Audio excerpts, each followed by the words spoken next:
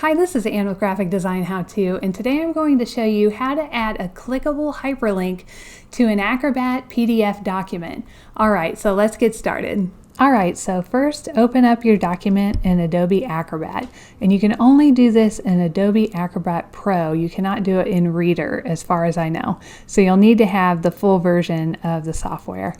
Okay, and I want to add a link right here where there's already a link in the text, and I'm just going to come over here to the sidebar and type link, and the one that we want is add or edit web or document link. And now we have this bar right up here at the top, so I'm going to choose link. I want to add or edit a web or document link, and then I just draw a box around this text. Then this dialog box comes up. It lets us kind of customize what that link is going to look like. I usually leave this at invisible rectangle, and I do not like a highlight style, so I just leave that at none. And then I want it to open a web page, so I'll choose that and hit next. And here we just enter our URL for the link. I'll just paste that in, and then we'll say OK.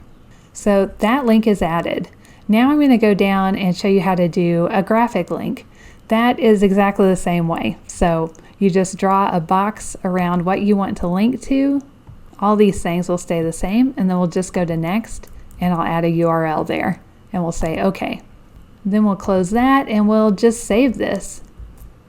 And now when you hover over it, you can see your cursor changes to a little hand, and you can just click on it, and it will always do the security warning the first time, but you can just check, remember this action for the site, and allow it. And then it'll open the website. So that's it. Acrobat makes it really easy. Alright, that's my video for this week. If you liked it, please click on the like button. And if you want to see more videos like this, you can subscribe. Alright, I'll see you next week with another graphic design video. Thank you!